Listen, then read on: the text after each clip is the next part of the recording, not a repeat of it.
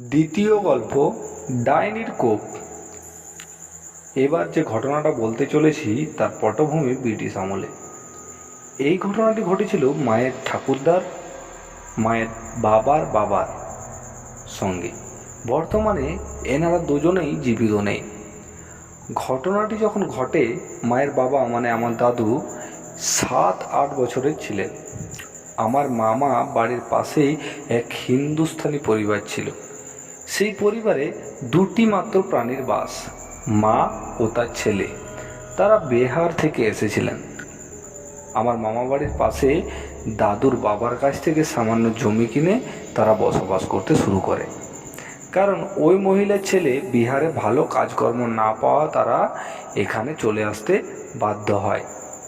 হিন্দুস্তানি পরিবারটি আর্থিকভাবে সচ্ছল ছিল না, তাই মাঝে মধ্যে ছেলেটির মা আসতো মশলাপাতি, চাল ডাল ইত্যাদি ধার করে নিয়ে যাওয়ার জন্য।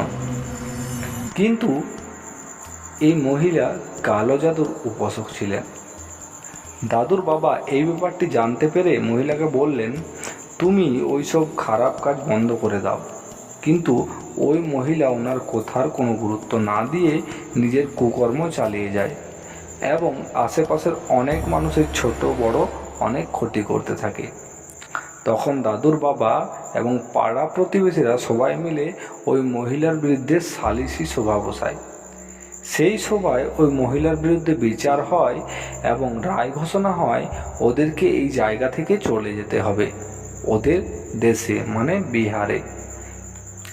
এই রায়ে ওই মহিলা মোটেও খুশি হয়নি, বরং তার কোপ পড়ে দাদুর বাবার উপর। সে রেগে গিয়ে দাদুর বাবাকে বলে, আমি তোকে শেষ করে দেব। এই কথাটা কেন বলেছিল জানেন? আসলে দাদুর বাবাই ওই মহিলার সমস্ত কুকর্মের কথা সবাইকে জানিয়ে দিয়েছিল। তাই ওই মহিলার সমস্ত কোপ এসে পড়ল দাদুর বাবার উপর। এই সমস্ত ঘটনা কিছুদিন পর থেকে দাদুর বাবার খুব জ্বর আসে এবং তিনি দীর্ঘদিন জ্বরে ভোগেন। হঠাৎ একদিন সকালে বাড়ির সবাই দেখেন তিনি আর জীবিত নেই। স্বাভাবিকভাবে বাড়িতে কান্নার রোল ওঠে। ডাক্তার এসে ওনাকে পরীক্ষা করে এবং জানান শরীরে রক্তশূন্যতার অভাবের জন্য উনি মারা গেছেন। ওনাকে মৃত বলে ঘোষণা করেন।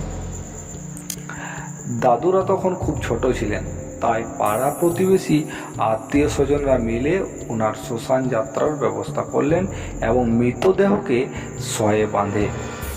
তখন তারা শয় কাঁধে চাপাতে হবে।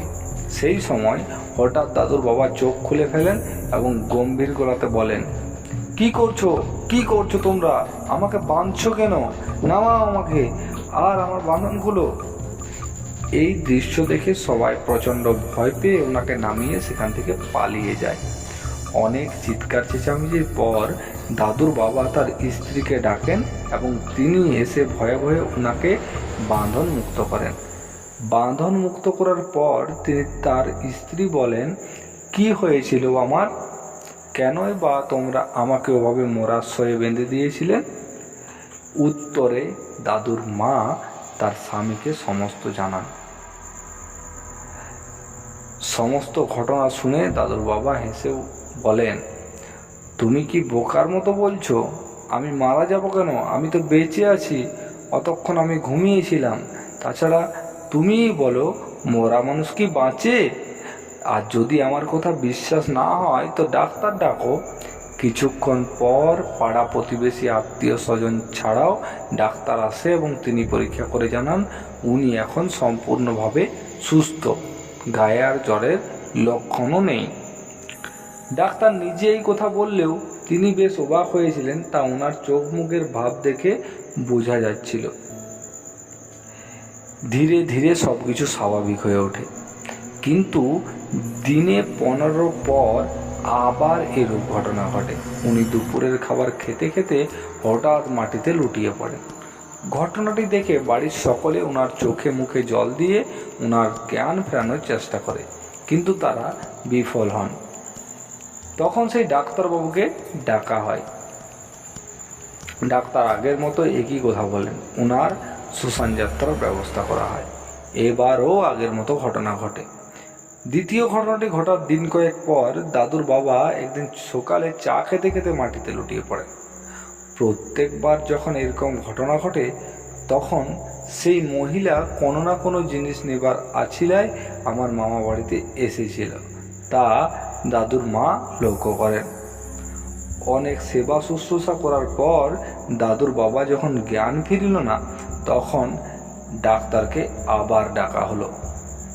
ডাক্তার এবারও একই কথা বলেন এবং তিনি বেশ অবাক হন। তাছাড়া তিনি আরও বলেন, এটা কি করে সম্ভব?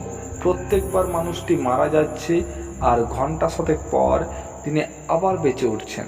ডাক্তারের কথাটা শোনা মাত্রই দাদুর মায়ের মনে পড়ে ওই মহিলা ওনার স্বামীকে শাঁসিয়েছিলেন।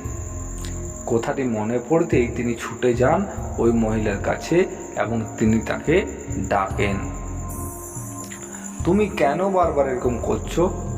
যদি আমার স্বামীকে মারার হয় তো মেরে দাও, না হলে ওনাকে চিরকালের মতো তোমার কবল থেকে মুক্ত করে দাও।